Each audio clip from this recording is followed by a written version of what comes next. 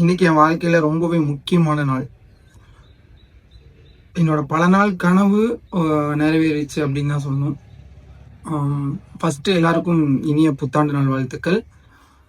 முதல் முறையாக ஒரு ஃபீச்சர் ஃபிலிமுக்கு அக்ரிமெண்ட் போட்டு சைன் பண்ணியிருக்கேன். 2025 என்னோடய கோல் இதுவாக தான் இருந்துச்சு.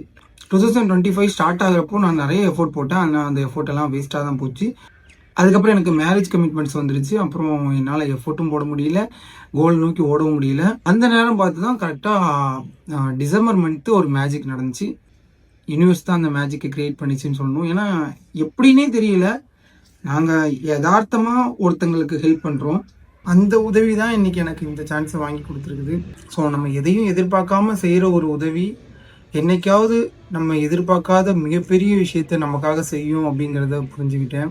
என்னோடய கோல் 2025 ஏதாச்சும் ஒரு மூவியில் நடிச்சிடணும் அப்படின்னு தான் இருந்துச்சு. அதை செய்கிறதுக்கு நான் நிறையா முயற்சி பண்ணேன். அதுக்காக யூனிவர்ஸும் எனக்கு ஹெல்ப் பண்ணிச்சு.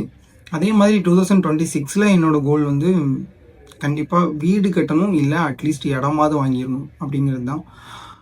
அதுக்காக நான் எஃபோர்ட் போடுவேன். கண்டிப்பாக யூனிவர்ஸும் எனக்கு ஹெல்ப் பண்ணணும்னு நினைக்கிறேன். அண்ட் உங்களோட கோல் என்ன அப்படிங்கிறதையும் நீங்கள் கமெண்டில் சொல்லுங்கள். அண்ட் வெக்கப்படாதீங்க, கூச்சப்படாதீங்க. ஏன்னா நம்ம இப்போ சொன்னோன்னு வச்சுக்கோங்களேன், ஐயோ நம்ம சொல்லியிருக்கோமே, அதுக்காகவாவது ஓடணுமே அப்படிங்கிற பொறுப்பு நமக்கு அதிகமாகும்.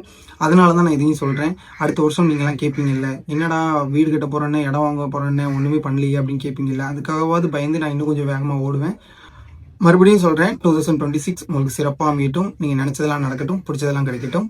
Once second wish you happy new year.